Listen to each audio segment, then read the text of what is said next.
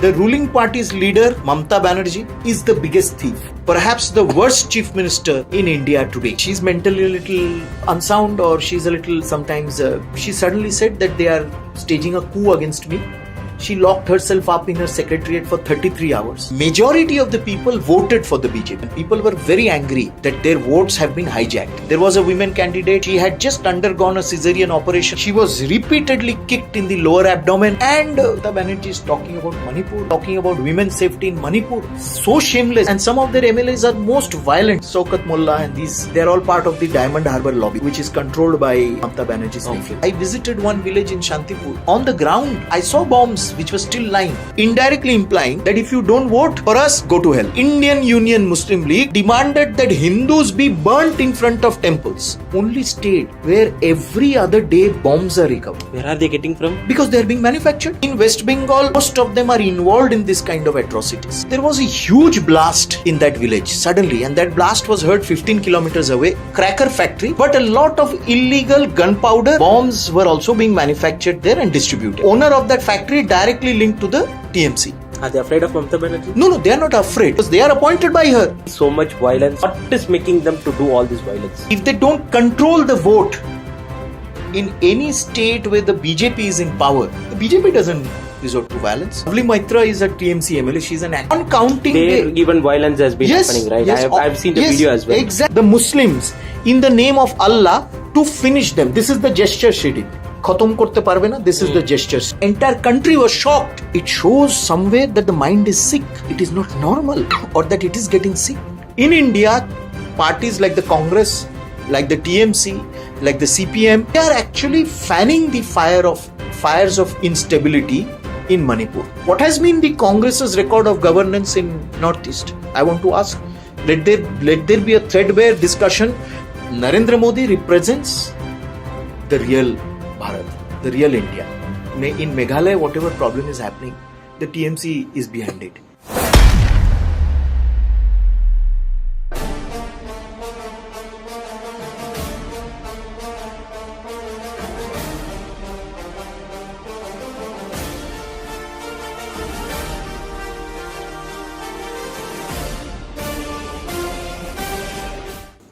Namaste and a very warm welcome to the Nationalist Madarasi. This is Intellectual Exchange with me, Sri Dharma Raghavan. Today we have a very special guest from West Bengal, none other than our Anirban Ganguly ji is joining with us. He is the chairman and the trustee of Shama Prasad Mukherjee Foundation as well, and he is the national executive member of the Bharatiya Janata Party, and he is from West Bengal.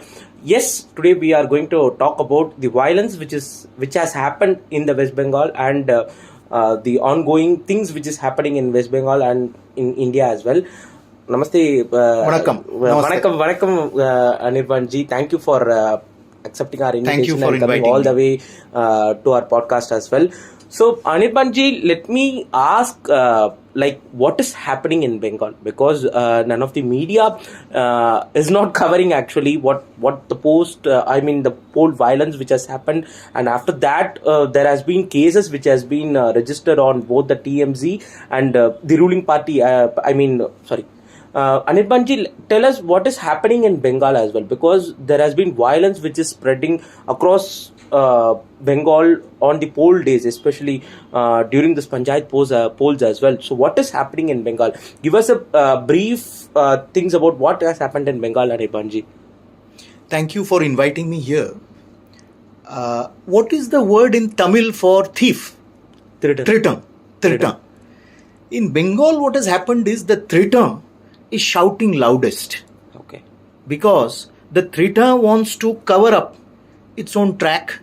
It wants to cover up his crime, and wants to appear before society as one of the most democratic, as one of the most honest, as one of the most sincere person ever to have been produced. That is the situation in West Bengal today. Okay. The ruling party, is the biggest thief. The ruling party's leader, Mamata Banerjee, who's shouting loudest today she's shouting loudest and saying that there is a breakdown of democracy in the country under Narendra Modi's rule. She's shouting loudest today saying that there is a violation of human rights.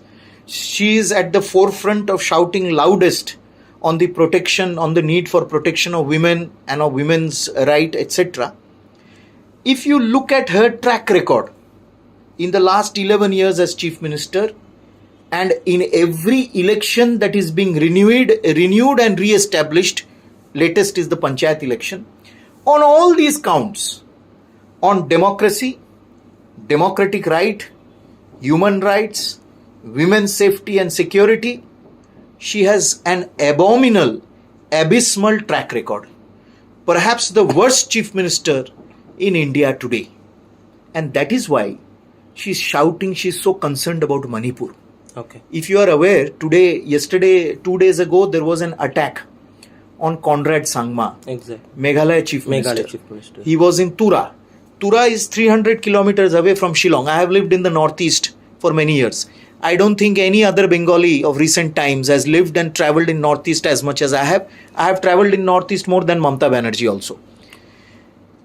Tura is 300 kilometers away. There has been a demand that Tura must become the winter capital. Shillong is very cold in winter, nearly 2 degree minus, sometimes the temperature goes down.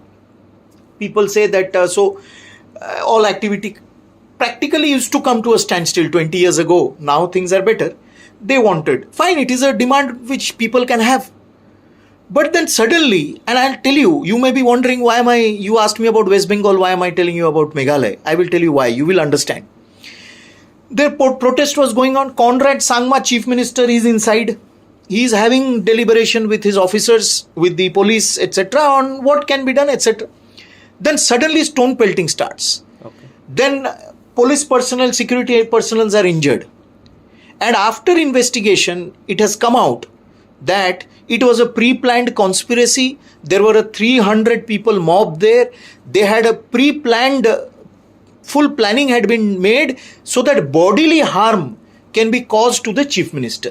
Okay. And among them, one of the ringleaders of that mob is a TMC leader from Meghalaya. Okay. So what are we talking about? It is an inherently anti-democratic party. Otherwise, where do you see there are panchayat elections, there are municipal elections happening across the country? Yeah, that's what my question is. Sorry to interrupt you. So, UP is a larger state than West Bengal. Yes. Even Maharashtra as well. Yes. So why violence has been reported in UP or in Maharashtra rather than the violence has been reported in West Bengal? If you remember, since you brought up UP, if you remember 2017, last year. Yeah, 22. 22. 17 was the first election, 22 the second election. 8-phase election took place. I was there on the last phase, on the last day of 2 days before campaigning ended. I was in Varanasi.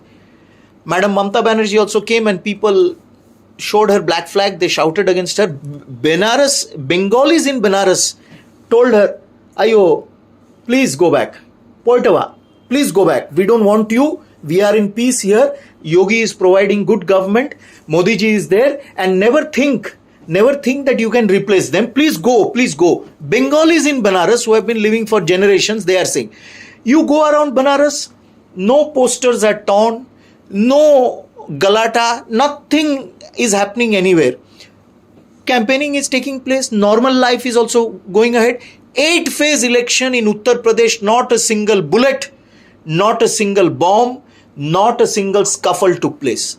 How is then West Bengal, how is this happening in West Bengal repeatedly? Okay. In this panchayat election, for example, you started with that, you said yes, the entire country was shocked that West Bengal, which used to be the seat of renaissance, the seat of intellectual awakening, the seat of revolutionaries against colonial British rule, that Bengal, whenever when panchayat election was announced, nominations, our candidates went to file nomination, and I'm surprised, Congress is quiet.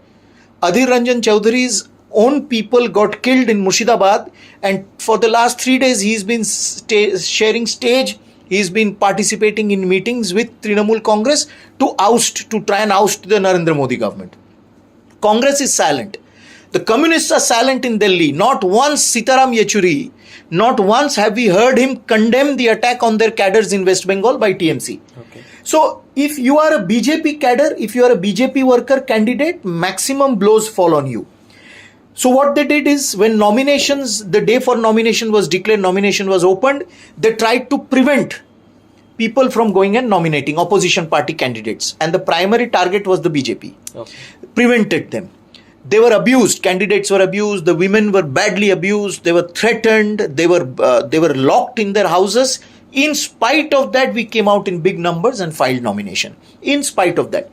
Then on the day between nomination and between withdrawal, this is unprecedented. It has never happened like that. Between the day of nomination and withdrawal, those 4 or 5 days, every day the candidates were terrorized. They were beaten up. If it is a lady, her husband was killed, her husband was beaten up. If it is a lady, she was molested. If it is an old man, his head was broken. They tried all tactics that you go and you withdraw your candidature. Unprecedented. Then came the polling day. On polling day, you have the bombs, you have the guns coming out, terrorization, they're getting in. You must have seen, since you are Exactly. so well versed with the entire situation, you must have seen how they entered the polling booths. The polling agents, the officers, in many cases were terrorized absolutely. Ordinary school teachers, they are doing election duty. They have never seen this kind of thing. They are completely terrorized. In other places, the polling agents, the officers there, polling officials were hands in glove with them. They are sitting there, they are going and balloting, because Panchayat election is under ballot. Okay. It's to do with ballot paper. They are balloting the papers, the ballots, and then putting them. So, and on the day of counting, because after the elections I went around and met a number of our Karyakartas, right, across 6 districts I could cover. On day of counting, you see the panchayats where they realize that they cannot win, because majority of the people voted for the BJP at the grassroots, on the ground, in panchayat election. Majority of people, and people were very angry that their votes have been hijacked. On counting day, for example, the regulation was that the candidate can go in with 2 counting agents or 3 counting agents, not more than that. Our candidates were not even allowed to take in a pen. Okay. They were practically nearly strip searched. Their candidates were going in with 40, 50 people with guns. Okay. Some of these lady candidates broke down in front of me. They said, "Sir," they said, "Dada, they're showing us guns. They are lifting up their hands like this. And you can see that they have their revolvers, they have their pistols here. What will we do in front of that?" So that day, on counting day, they went and created a mayhem in counting centers. A number of TMC elected MLAs also were allowed to enter. Okay. The BDO, the DM, the SDPO, the police officers, the OC, the IC, in most of the cases were in collusion with them. Okay. They looked the other way. So what they could not do on polling day, they achieved on counting day. Okay. And I have met women candidates. I mean, Mamata Banerjee is talking about Manipur. Shameless, her MPs are talking about women's safety in Manipur. So shameless they are. Their own party goons, militia, I call them militias, their own party goons on counting day physically molested, badly beat up women candidates. I met women candidates who were, their heads banged to the wall repeatedly. There was a women candidate, she had just undergone a cesarean operation a while back. She was repeatedly kicked in the lower abdomen, and complete mayhem. And the kind of cuts, I met these candidates who were beaten up with hockey sticks and chains. Okay. Till the hockey sticks broke, another lot of hockey sticks came to beat them up. Okay. So this is the condition, and most of them had head injuries. Okay. So you see, what happens is you immediately hit. If you badger them on the head, if you bludgeon them on the head, they become in any case senseless. Exactly. Or they're stunned. And then that is when you loot the ballots, you loot the counting. Okay. So the prime question is, Anirbanji, why so much violence? What is making them to do all this violence? There is only one answer to this. It is that they have realized that if they don't control the voting process, if they don't control the vote, they're sure to lose. Because people are not with them anymore. You resort to violence on voting day, on polling day. You resort to violence on campaign day only when you understand that you will not win through a free and fair process. In Uttar Pradesh, for that matter, why only Uttar Pradesh? In any state where the BJP is in power, the BJP doesn't resort to violence.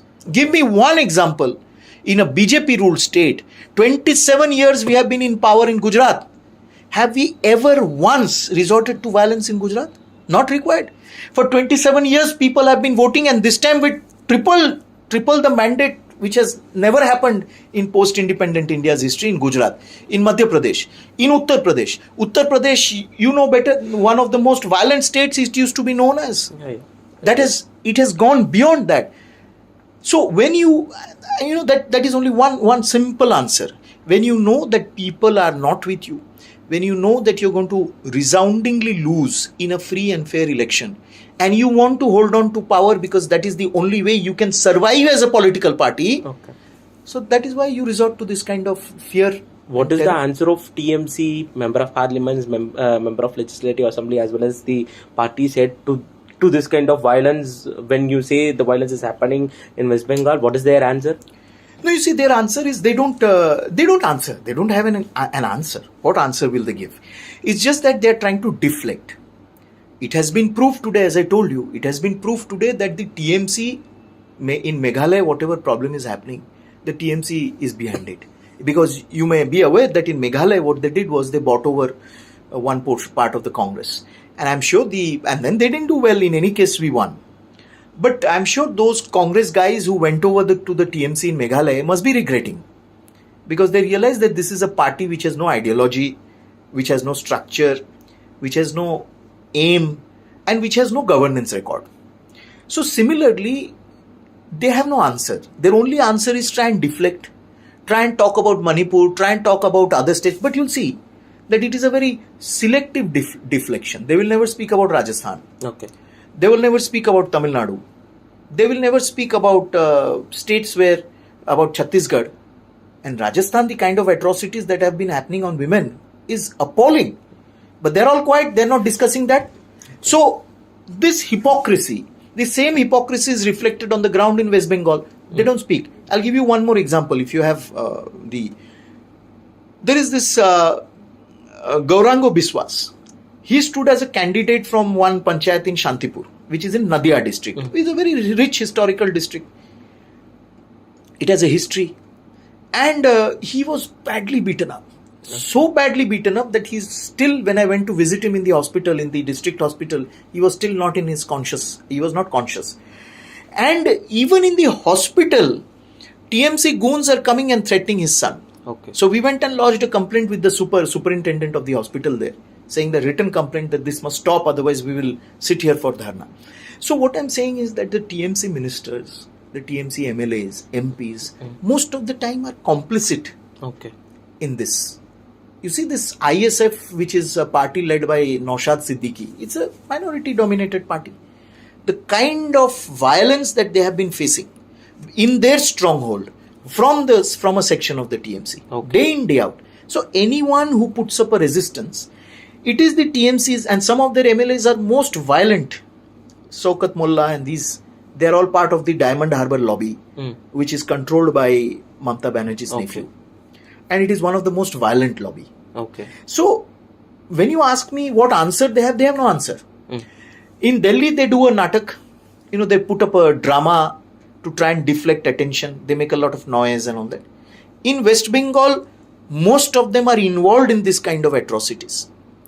Lovely Maitra is a TMC MLA. She's an actress. She's a TMC MLA from Baruipur, which is South 24 Parganas. On counting day, even violence has been happening, right? I've seen the video as well. Exactly. On counting day, she was inside the counting station as an MLA. She's not supposed to be there. She entered there with 50 people and they started beating up our candidates. So the MLAs are complicit. The ministers are complicit. You tell me, after 2021, today we are in 2023. Has Mamata Banerjee send even one delegation of her ministers to visit the post-poll violence areas after 2021? She has not. Has she sent a delegation of ministers even this time that without prejudice, being impartial, visit all places, all candidates, all places where violence has taken place? No.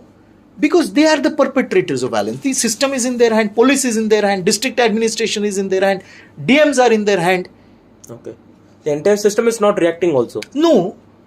You see, except some of these intellectuals, Aparna Sen and all that, quite an opportunist these people are. The same Aparna Sen had accused the BSF. She has said BSF is a force which rapes women. Yeah. This kind of irresponsible statement she had made. But I think due to some amount of public pressure, they have spoken out.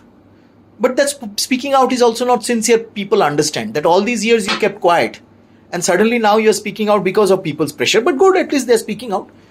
So, but there is a tremendous amount of anger and angst amongst people. Okay. As I saw it. Because you see what happens. In a village, everyone knows everyone. Those in the village who have perpetrated terror and violence, they are also known by face. Okay. Because it is after all a village. So, and people are angry because they have voted BJP and their mandate is not reflecting on the ground. That is why they are extremely angry. But they are ordinary people. You threaten them with 4 bombs, then nobody wants to. Obviously, they want to save their lives. I visited one village in Shantipur and I walked up completely to and fro in the village. On the ground, I saw bombs which were still lying undifused. Okay. And in front of me, imagine, in front of me, some of these miscreants and goons were standing and, by their look, they were threatening the villagers there because the villagers were protesting and they are our voters. So I sat there on dharna. I said a police picket must be put here, etc. That was done then. But you see, this is the situation on the ground. So there is a lot of anger amongst people. Anger because they see the kind of corruption that is taking place. Anger because their mandate is not reflecting on the ground. And anger also because you must have noticed time to time even the chief minister, her ministers, her nephew, they'll tell the people, oh, we are giving you this monthly. We are giving you that amount monthly. We are giving you these facilities monthly. If you don't vote us to power, who will give you this? Indirectly implying that if you don't vote for us, go to hell. Okay. This is the approach. Okay. Dada, you brought up the opposition as well as the intellectuals as well. I can see thousands of tweets regarding Manipur and the opposition's unity in Manipur.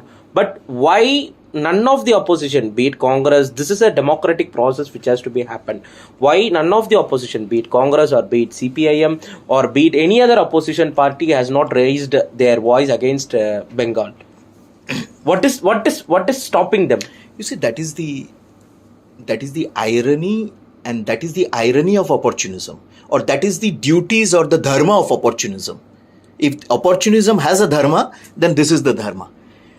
You see, in Bengal, one district, let me tell you about Murshidabad. I went and campaigned there. The 2 Gram Panchayats that I have campaigned, I was very happy to know that we have won also. The BJP won, and we are going to also felicitate the winners because they have displayed a lot of courage. In Murshidabad, repeatedly, CPM and Congress candidates, workers were killed by the TMC.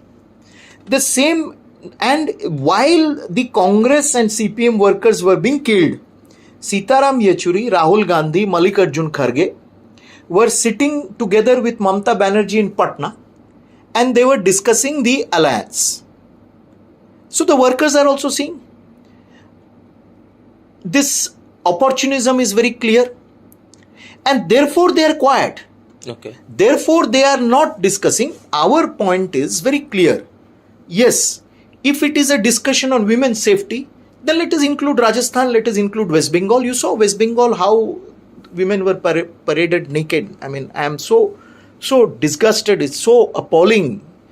You remember this incident in West Bengal which took place about a month and a half back, 2 months back in Balurghat, North Bengal, where three tribal women, ST women, because they expressed a desire for joining the BJP, they were made to do that Dandavat Parikrama in their area by the local TMC leader there. And she is also a lady.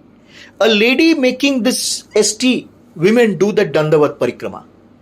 Did anyone except the BJP, did any other party or leader express their abhorrence for this kind of behavior? They did not do. So you see, repeatedly in West Bengal, ST women, SC women, women in general have been meted out this kind of treatment. So what we are repeatedly saying, yes, we should discuss. Let us discuss all state. Let us discuss the situation of women in India today, their safety and security. Lot has been done. Lot has been achieved, which is very positive, which the Congress regime could not. And whatever needs to be done, let us discuss. Okay. You look at the CPM. In Kerala, they had a national seminar. Comrade Sitaram Yechuri went national seminar on UCC. There, one Muslim woman wanted to raise issues on the UCC, on the discrimination against women. She was not allowed to speak in that seminar. Yesterday itself, the video has surfaced today. Yesterday itself, the Indian Union Muslim League took out a procession in Kerala where they demanded that Hindus be burnt in front of temples. Has Politburo condemned this?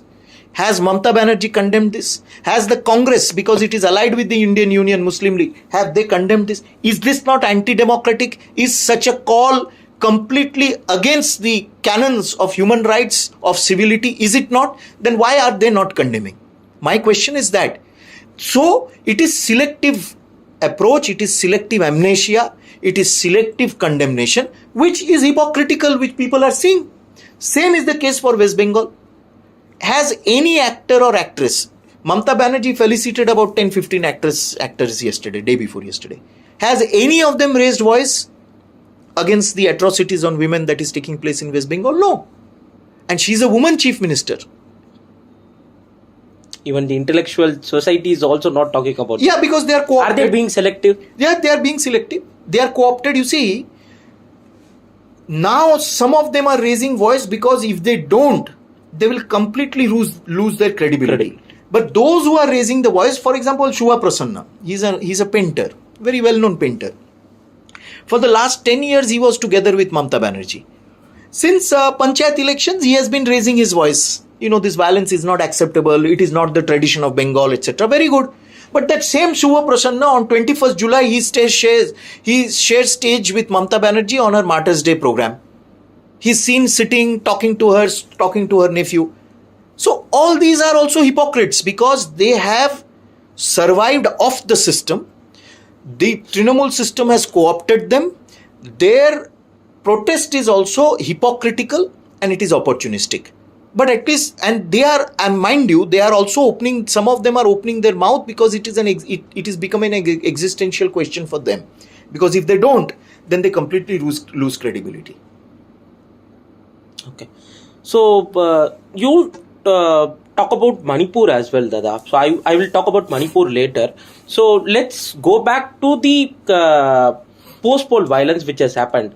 You told about the polling day. You told about the counting day. Why after the post-poll or post results, after the results also people are being killed over there. Yes. After 2021 elections results came, there has been number of people who have been killed after the polls as well. Why that took place? See, total 50 people got killed during the Panchayat elections, which is unprecedented. You can vote any party you want to power. You can vote for any party. But at least every individual in this democracy in India has the sacred right of voting, whoever he or she wants. That sacred right itself was snatched away during the Panchayat elections in West Bengal. And post-poll, whatever violence took place, you saw in Panchla, for example, in Howrah district. In Panchla, our candidates' workers, their houses were burnt. In Baripur, in the BJP party office, there were nearly 180 of our workers and candidates who could not go back home after polling day, after counting day. who could not go back home, and they were there. Then post poll, what they did was they burnt the crops of our candidates. The wells were poisoned. The ponds, fish ponds are very common in West Bengal. The ponds were poisoned. So overnight, all your fishes died. Your hens and all that, they also died. So this kind of economic boycott also. So that if you are doing BJP, you are not entitled to earn your living also. Okay. And since you are doing BJP, you must die out of starvation. Okay. This is the approach. So post poll, also that violence continued. It was mainly to do with revenge. You were a BJP candidate, so you are not fit to live in this village. We will ensure that you leave. You must have seen that nearly 150 of our karyakartas and candidates had gone to Assam. They were given shelter there. Same as happened in 2021. This time the number was a little less, but even in 2018 during the Panchayat elections, a large number of our winning candidates went over to Jharkhand, and they were there. Okay. Because they could not live in their villages. Quite some time after that, finally they could come back, and that also because of the court orders, etc. So post poll, the violence happens because of revenge. Okay. And that is also very calculated violence. If you are a small shopkeeper and you do BJP, will finish you.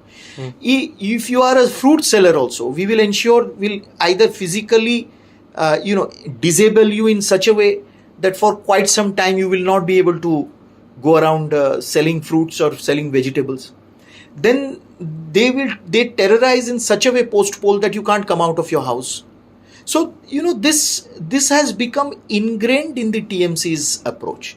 So violence on polling day, violence post poll, violence during campaigning, and violence during nomination.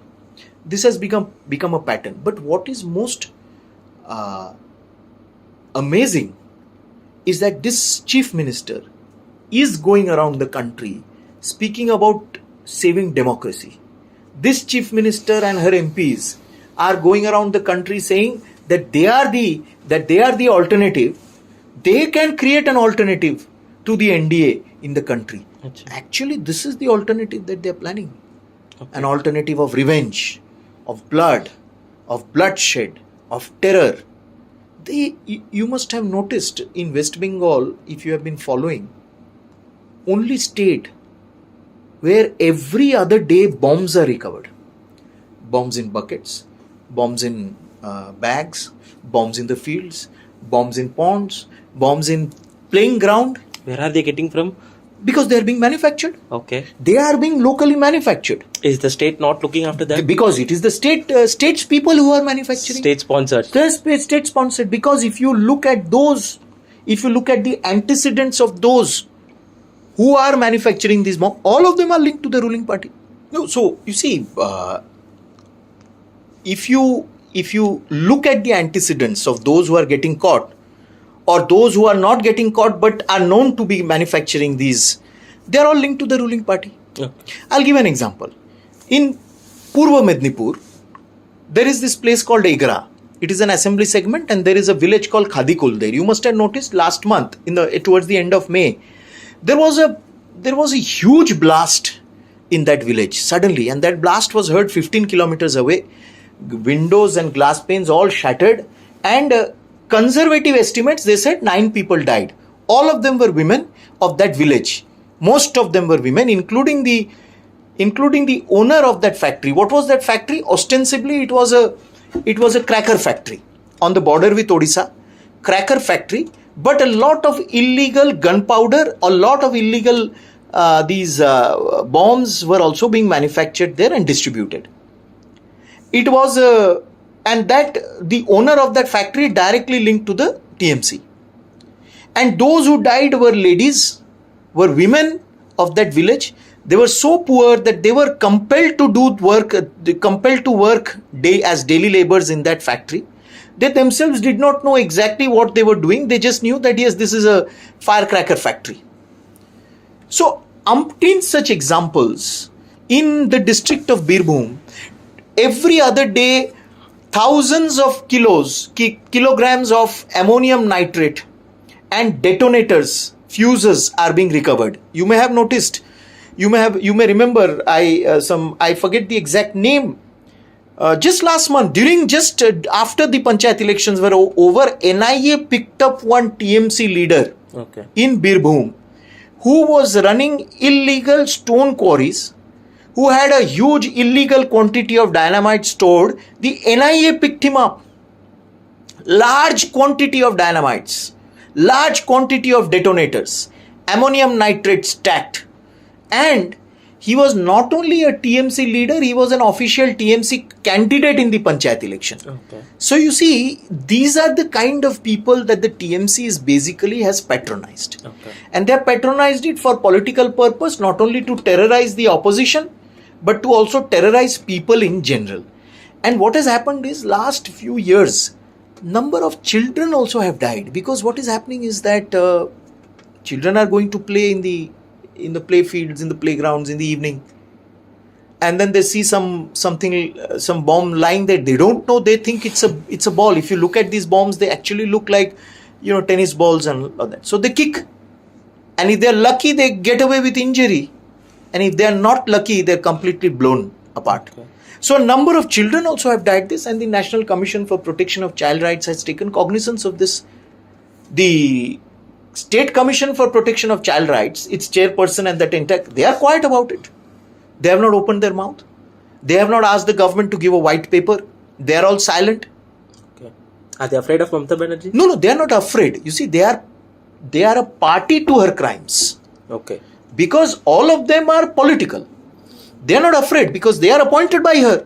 So by their silence, they are complicit in her crime. They are complicit, they are responsible for so many children either getting injured, maimed or dying because of the illegal arms, illegal bomb factory that runs around, that is functioning in West Bengal.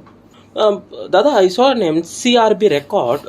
Around 365 political murders has been taking place between 1999 as well as till 2016 as well. So, is this the culture of the TMZ, or is this the culture of CPIM which has passed into the TMC? See, 300 is very less actually. It is much more than recorded, reported. Recorded, reported. It is much. No, it is a culture which the left actually brought in. The left brought it in. Left institutionalized it. You remember in 1993 when there was this 3 women, one of them with UNICEF, they were returning this place called Bantola in south, adjacent to the new town now. They were accosted there, waylaid, and they were brutally raped and killed by TMC cadres. You remember how the TMC, by CPM cadres in 93. You remember how the CPM government in 1979, Jyoti Basu's government ordered fire to the Bengali Hindu refugees, Dalit refugees. Primarily they were all Dalit. They were fired upon and killed in Marijhapi. Nearly 8,000 of them. So this genocidal tendency has been always there in the left political behavior and in their political narrative. But the left, since it has always been, it used to be in control of the academia, it used to be in control of the publishing institutions, publishing network, it used to be in control of the research network, they very suavely hid it. So Marijhapi massacre was not discussed for 40 years till some books started appearing. Now what happened was that the TMC having come to power, having struggled with the left and then come to power, the TMC, a lot of the left's lumpens also shifted to the TMC. And the TMC, since it is not at all an ideological party, since it is not at all a structured party, it doesn't have a system, it doesn't have a structure, it doesn't have an ideology. It is basically a party of interests, which is held together by the persona of Mamata Banerjee for the time being. So it has outlumpened also the CPM. It has become worse than the CPM. Not to say that some people get nostalgic. Some people get nostalgic of a generation. The CPM was better. The CPM was better because it put up a show. Okay. It would never cancel your programs. It would never say venue is not available. It will allow you to do the program, but from below or from inside, then they would try and. Okay. So, Mamta Banerjee doesn't have that suaveness, and she has co-opted all the lumpens of the CPM. And not being a disciplined party, they're completely, it is the lumpens who are driving. The CPM kept the lumpens behind so that they could run the system. Okay. With their help. What the TMC has done is the TMC has allowed the lumpens to run the system. Because it is a party of interests. They want, each one is allowed to make his or her own collections. There is no ceiling on the collection that you can make. And the collection can be made in any way you want. As long as you are giving sufficient amount to the party coffers. So there is nothing that binds them. Nothing at all. And so I think that is the difference between the TMC and the left. Okay. Before going into this Manipur issue, so I saw a news actually. I was searching for the name. So one candidate from TMC was having a Bangladesh identity. I mean, he's a Bangladesh citizen as well, and he is somewhat I don't know. He's an MLA or some candidate as well, and. In all the bordering states, we can see the infiltration, or we can see the Bangladeshi citizens who are living in India as well. I don't say as refugees they can have the Indian citizenship and they can live in India. So what kind of issue is going on over there about the illegal immigrants or illegal Bangladeshi refugees as well? So is this happening for a long time, and is this why the BJP is pushing for the CAA over the state? You see, this time in Panchayat election, one TMC candidate filed his nomination sitting in Dubai. Okay. That is also historic. Okay. I think his name must be sent for Guinness Book. That how you are sitting in Dubai and you are filing nomination. The candidate you mentioned, it's a lady candidate in 2021. Okay. She has she's a Bangladeshi. She has a Bangladeshi voter ID card also, and she had here, and she stood for the elections. Okay. Also. So this is the kind of did the TMC didn't notice that, or they voluntarily? They knew because she has her setup, she has some business and all that in Bangladesh also. Okay. And at the same time she was here also. Her name was reflected as a voter, and she stood as a candidate. You see, the main problem is why Mamta Banerjee is repeatedly opposing the BSF's expansion of BSF jurisdiction for 50 kilometers from the border is precisely because of this. A lot of illegal activities that go on along the border are directly done and linked to people who are with the TMC at the ground level. And so naturally, if the BSF becomes active, and you know that across the border, we have all traveled very extensively along the border in West Bengal and also on that side when we visited Bangladesh. But in West Bengal, obviously, you know that these smugglers are always armed. Okay. The smugglers who try to infiltrate or who try to go from West Bengal to Bangladesh are always armed. And they attack the BSF very badly. Okay. Mamta Banerjee has never condemned that. She has, on the other hand, repeatedly, publicly accused the BSF of being a force which is, which she has called them goons.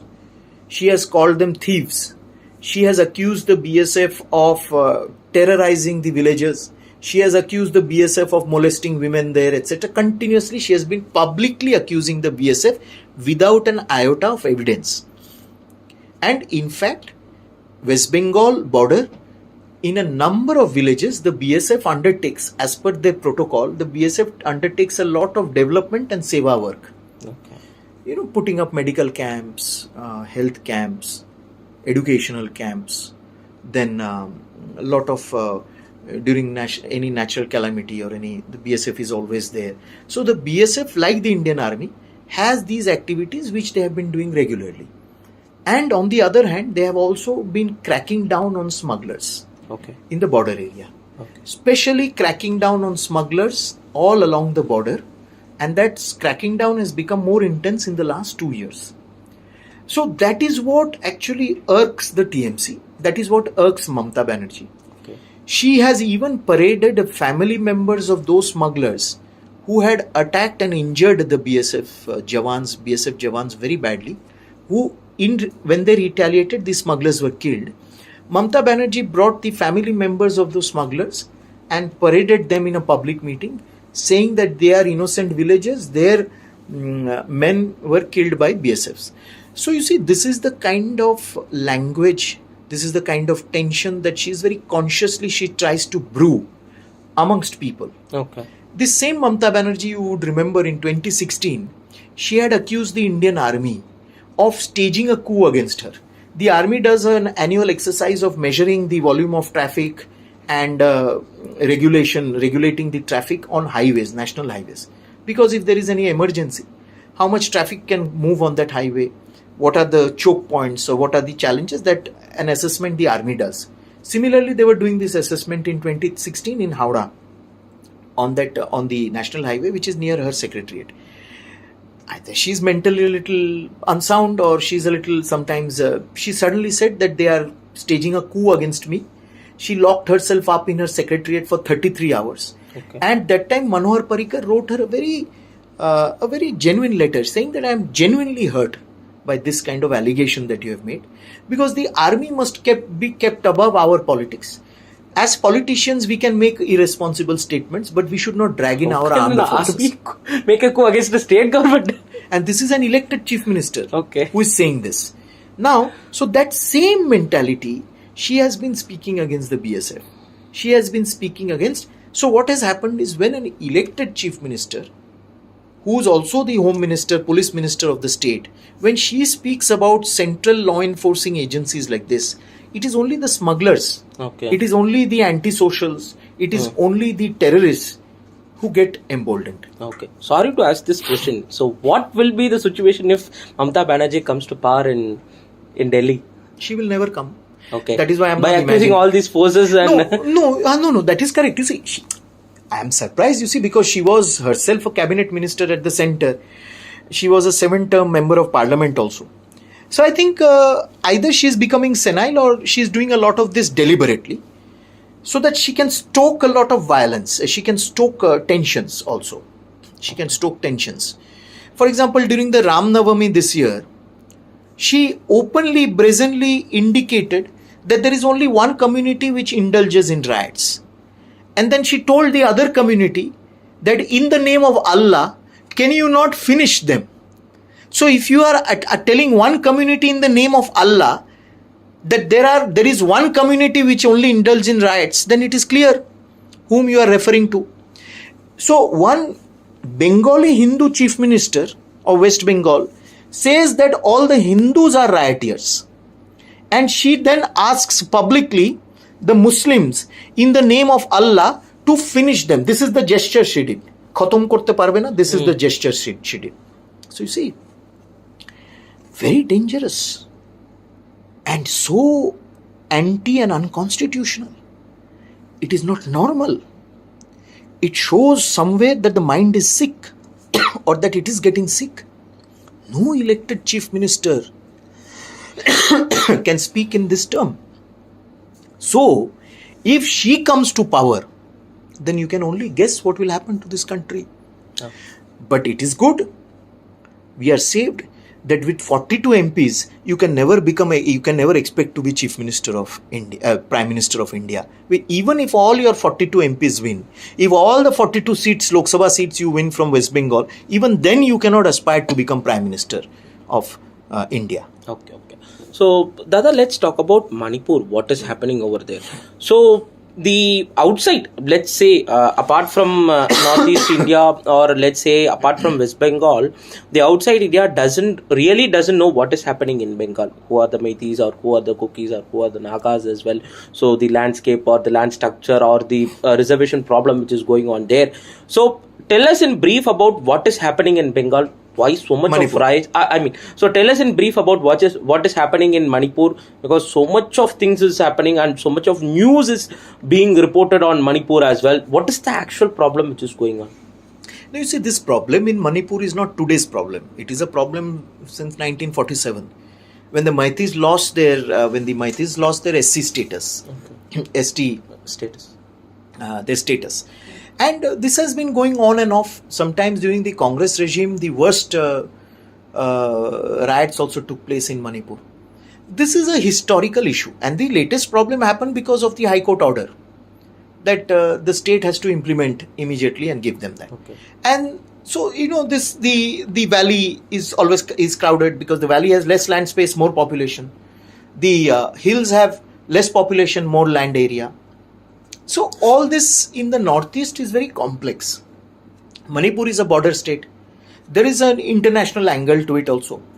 It has a very sensitive border. You have the Golden Crescent adjacent to Manipur. Exactly. So, and this government also has taken very strong steps as far as drug cartels are concerned. It is, I think, one of the strongest. I think the question we must ask the Congress government is, what have they done in 70 years, 60 years that they were in power in India? What did they do to tackle the drug issue? Why was the drug issue allowed to attain such proportions?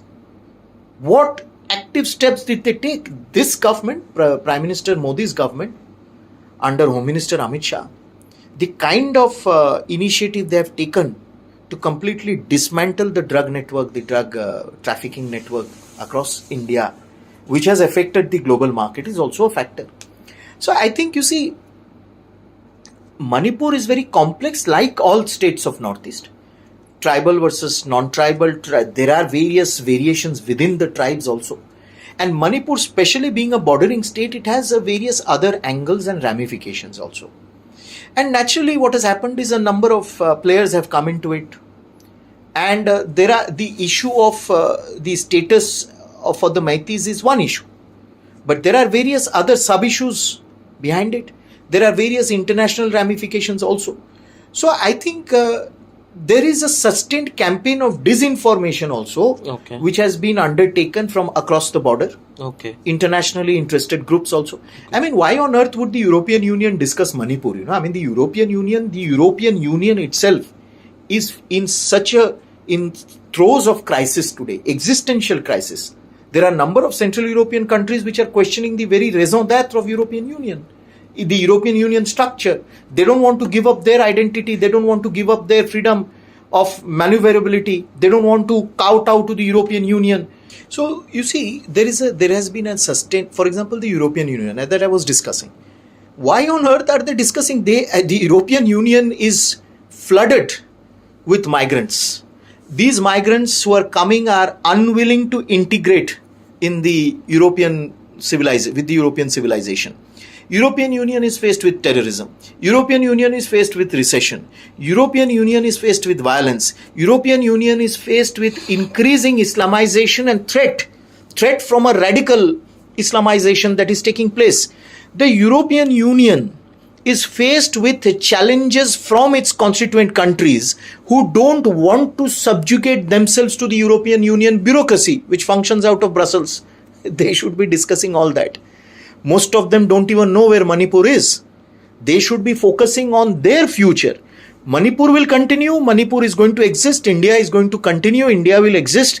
Whether the European Union itself will continue and exist for the next 25 years or not, that is something which the European Union must debate.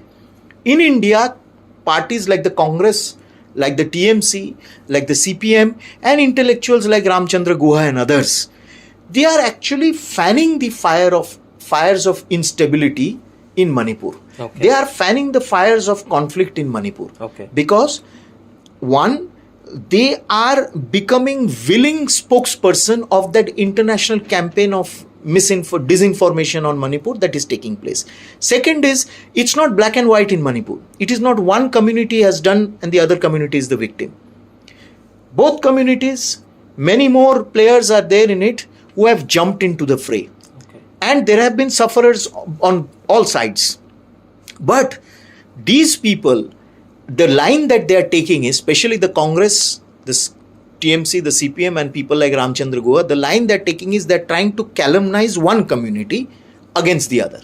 It doesn't happen that way. That is not the reality. Second is that, you see, all these years, Manipur used to be known during the Congress rule. When Chidambaram was Home Minister, Day after day, there would be blockades. You couldn't enter Manipur. Dangerous situation there. And in the last 10 years, first time the railways have come. First time there has been no blockade. I remember in 2010 the kind of blockades that used to take place in Manipur. One could not think that it was possible for Manipur to come back to normalcy. So, I think it's a very complex situation and story. And this government has actually taken a number of steps. It has taken a number of steps, and that is why they're saying that let us have a discussion. It can't be the prerogative of the opposition to say we only want the prime ministers to speak. This comes under the Home Ministry. The Home Minister himself visited there. He was there for 4 days. He had an extensive discussion with all sections of people there. He made appeals also. The situation started improving. Then again there was a downslide. Again now the situation has started improving. So the Home Minister is wanting a discussion. He is willing to answer all questions that the parliament, that the opposition wants to ask, but they don't want to ask, because the moment this government starts speaking in parliament, it will say many things which will expose the opposition. What has been the Congress's record of governance in Northeast? I want to ask. Let there be a threadbare discussion on 50 years of Congress governance in Northeast. The Congress was in power maximum time in the Northeast. Let us ask them. Everywhere you put AFSA, and you kept that as a permanent solution.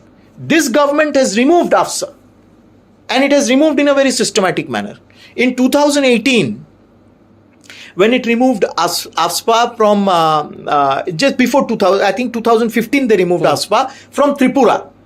That time there was a communist government in Tripura.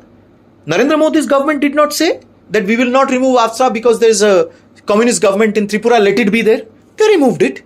Because this government believes that there has to be normalcy, there has to be delivery, accountability, and people of Northeast are equally entitled to a normal life without the encumbrances of extra, legalities and rules and all that.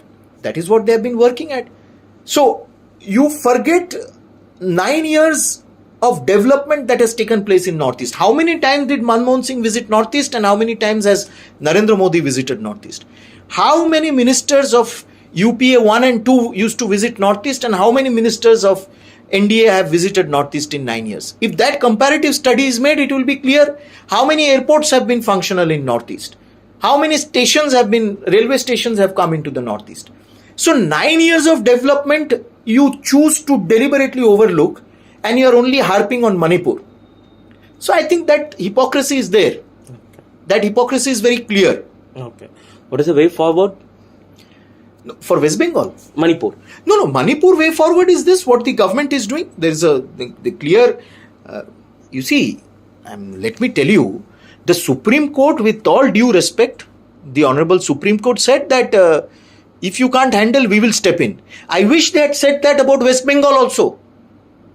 I wish they had said that about West Bengal to Mamta Banerjee. This all problems started because of the Manipur High Court order, right? Yes. Then? So, no, they can tell. They can tell if you can't manage violence, then we will step in. Got it. About West Bengal, they are not saying that. Even the Supreme Court is also selective? Sometimes it appears like that. But it is their judgment, their lordship's judgment. We are all very ordinary mortals. What can we say? Okay. So, what is the way forward, sir? Because when will the normalcy return, or the normalcy have returned? See, when will normalcy return? Normalcy is returning. Internet and all that also is functioning. Normalcy is returning. The government agencies are at work. The system is at work also. And the union government is constantly also very proactively at work. Civil society also has to take the initiative. Wherever crackdown is necessary, that is also taking place. So, I'm saying, I think it's a question of time, gradually. Okay. So one last question, Dadaji, actually. So there has been a meeting which has held in Patna and then in Bangalore as well. They have named their alliance as INDIA. So they are claiming that they are the real Indians as well. So what is your take on that? Will the INDIA be a major challenge to the NDA or the BJP in 2024? So what is your take on that? No, every time they come up with some jamboree like that, with some name like that, and they come up, like you remember in 2019 January, Mamta Banerjee had a huge jamboree in Brigade Parade Ground. What happened? Everyone came there. What happened? Nothing. So I think these are ways to just fool people. These parties have come together to save themselves, to save their family members, their dynasties, and to save their fortune. Nothing else. And it is clearly, and it is good. No, we are saying it is Bharat versus India. Very good. Narendra Modi represents the real Bharat, the real India. Last 10 years, his record is there. He has given a narrative, he has given a roadmap, he has performed, he has delivered, and he has come across as accountable to people. In opposition to him, what is their roadmap? What is it they want to do? They have all ganged up to try and remove one person, one man. And that one man has proved himself for the last 21 years. So I think all this is just, these are parties, opportunistic, dynastic parties, come together. Mamata Banerjee is shameless. She is promoting her nephew, who has a plethora of irregularities. He's completely a spoiled, child. The way he comes across, just because he has got everything on the platter, the kind of language he uses, the kind of provocative statements that he gives. He says he will shoot opposition candidates here, opposition workers here. This is the gesture he makes. These are the kind of parties who are coming together and they want to remove Modi in order to restore democracy in India. What do they think? Modi has just usurped power. Last 2 terms, the second time more than the first time, he has got the people's mandate and come to power. And those who are lecturing us abroad, they must understand that the people of India understand better what India is than they sitting there. So I think this India and all these are gimmicks. This will really not. And as Prime Minister rightly said, Popular Front of India, Indian Union Muslim League, Indian Mujahideen. So they also have India in their names. Okay. So thank you so much, Dr. Anirban Ganguly Dada, Thank you for joining with us and giving us about what is happening in Bengal as well as in Manipur as well. So I hope in future we should do much more podcast like this and Certainly to enlighten our people as well. Thank you so much. Certainly. Rambu Nandri. Romba Nandri.